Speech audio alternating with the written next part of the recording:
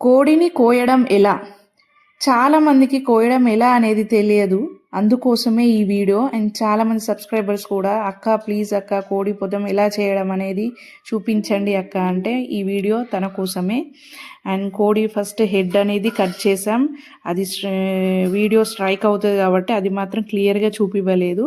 ఒక మంచి కాళ్ళతో ఒక గట్టి గ్రిప్పుతో పట్టుకొని హెడ్ అనేది కోసేసి దాని బ్లడ్ అంతా వెళ్ళినాక నెక్స్ట్ స్టెప్ అనేది హాట్ వాటర్ తీసుకొని అందులో ఈ కోడి అనేది మనం దాంట్లో ముంచాలి. ముంచినాక ఆ కోడి రెక్కలు అన్నీ మంచిగా ఈజీ ప్రాసెస్గా త్వరగా తీసేయచ్చు.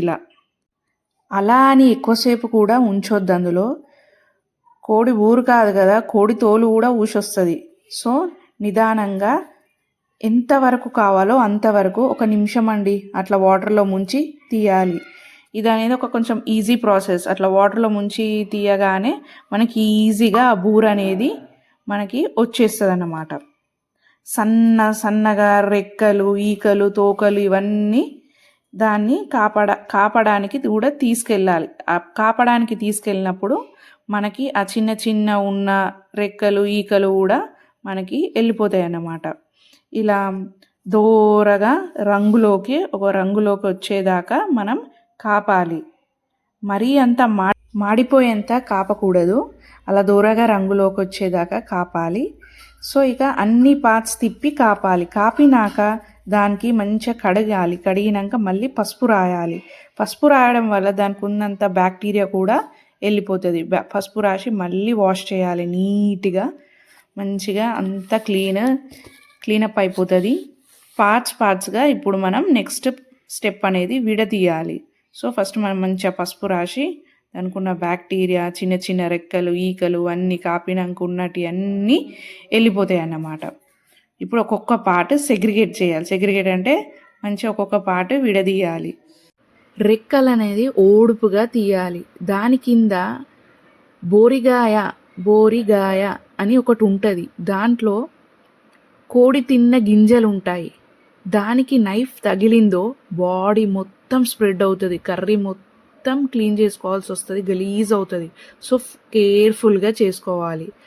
కోడిని కట్ చేసేటప్పుడు బోరిగాయ అనేది చూసి కట్ చేసుకోవాలి. ఈ కోడిని రెక్కలు ఇవన్నీ తీసేసినాక ఇందులో మెయిన్ ఉండేది స్మాల్ ఇంటెస్టైన్స్, తెలుగులో బేగుల కుప్ప మొత్తం తీసేయాలి. కోడి ఊపిరితిత్తులను కూడా తీసేయాలి. దాన్ని ఆ ఊపిరితిత్తులను డొబ్బా అంటారు. ఏమంటారు? డొబ్బా. అప్పుడే కోడి మెయిన్ పార్ట్ అనేది క్లీన్ అయిపోతుంది అన్నమాట. అండ్ ఇక్కడ మెయిన్గా చూడండి, ఇది కుంచె అండి. దీన్ని ముడ్డి కుంచె అంటారు. దీన్ని కట్ చేసేయాలి. ఈ పీస్ని కూడా ఇష్టపడే వాళ్ళు చాలామంది ఉంటారు. అది కొవ్వుగా జ్యూసీగా ఉంటుంది. తినే వాళ్ళకే తెలుస్తుందండి దానిలో ఉన్న మజా కూడా. చాలామంది ఇష్టపడి చికెన్ షాప్లో కూడా కొంచెం వెనక ముందు చూసి ఎవరేమన్నా అనుకుంటారేమో అని, బాబు ఆ ముడ్డి కొంచెం కూడా వేయండి అని అడుగుతారు.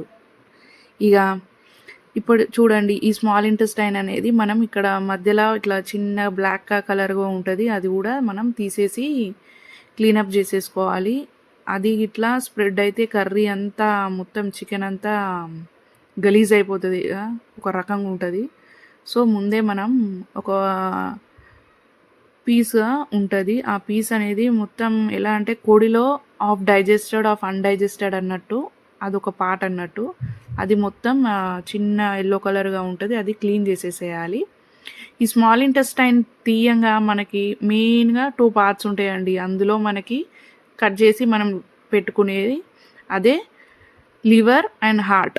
ఇది కొంచెం జబ్బు పడిన కోడిలా ఉన్నట్టున్నది కట్ చేసేది. సో అందులో లేకుండే ఏదో అట్లా అది ఉన్నదంటే ఉన్నది అన్నట్టు ఆ కోడి ఉండే. సో అందులో మనకి హార్ట్ లివర్ కూడా మనకి సరిగా ఏర్పల్లే అండ్ కనపల్లే, అదంతా కోడంతా ఇలా ఉండే. సో నేను అది కూడా పడేసా. మీకైతే ఆ లివర్ అండ్ హార్ట్ అనేది మెయిన్ అండి స్మాల్ ఇంటెస్టైన్ పైన మనకి కావాల్సినవి. సో అవి తీసేసి మనం పార్ట్స్లో అనేది యాడ్ చేసుకోవాలి. అండ్ ఇక్కడ నేను పార్ట్స్గా విడగొడుతున్నాను. ఇక మెయిన్గా స్టమక్లో ఉండే స్మాల్ ఇంటెస్టైన్ తీసేస్తే మనకు కావాల్సింది లివర్ హార్ట్ అండి. అవి పక్కన పెట్టేసుకుందాం. అండ్ ఈ మెయిన్ ఇప్పుడు వచ్చేసి ఈ కోడి రెక్కలు అన్నట్టు కాళ్ళు కొందరు కాళ్ళ గోర్లు మర్చిపోయి కాళ్ళ గోర్లు వేసేసాం అనుకోండి, అది తినేటప్పుడు ప్లేట్లో కనిపిస్తే ఇక గలీజ్ అనిపిస్తుంది, ఏదో ఇదిలా అనిపిస్తుంది. అందుకనే ముక్కలు కొట్టేటప్పుడే తలకాయ కాళ్ళు కొట్టడం కేర్ఫుల్ ఉండాలి. తలకాయ చితల కొట్టద్దు, కాళ్ళ గోర్లు వదిలేయద్దు. పైన మీద తీసేస్తే గోర్లు వెళ్ళిపోతే ప్రాబ్లం ఉండదు, మిగతా తినొచ్చు. ఈ పార్ట్ కొంచెం గట్టి ఉంటుందండి, ఈ కాళ్ళ ప్లేసెస్ అనేది మిగతా ముక్కలు కాకుండా. పండ్లు ప్రాబ్లం ఉన్న వాళ్ళకి కష్టమే, కానీ పండ్లు మంచిగా ఉన్న వాళ్ళు ఎంజాయ్గా తినేయచ్చండి ఈ పీస్ని. మామూలుగా చికెన్ షాప్లో చికెన్ తెచ్చుకుంటే ఇవి మనకి వేయరు, పడేస్తారు ఈ కాళ్ళ గోర్లు ఇవనేది.